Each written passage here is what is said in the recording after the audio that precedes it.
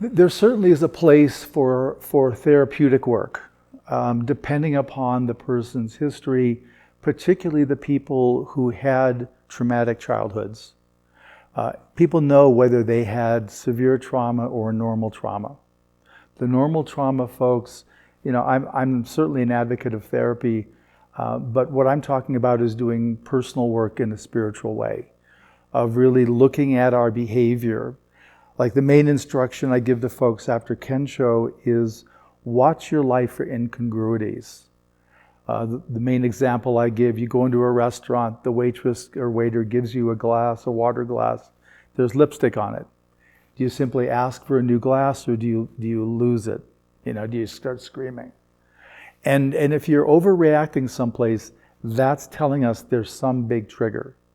And so that's something that I have them note, and then we either they work it or we work it together. What's going on? What's your history? I felt invisible. I felt like they weren't seeing me at all. And it just enraged me that I wasn't being seen. Okay. So what's your history of not being seen? So we start working it that way. What's the early memories you can recall?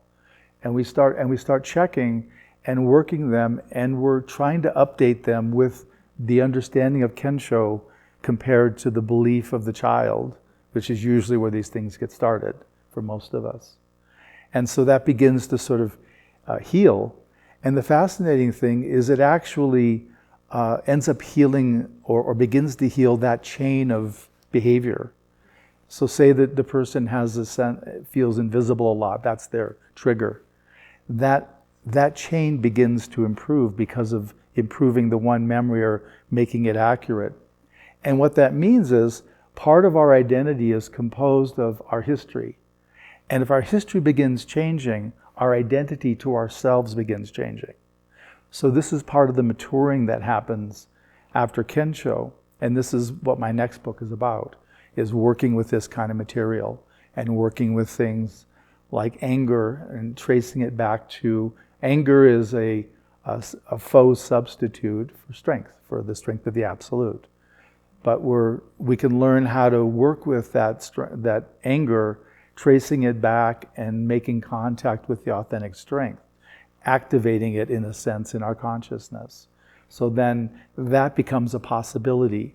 You get the invisibility experience again, and maybe strength comes in.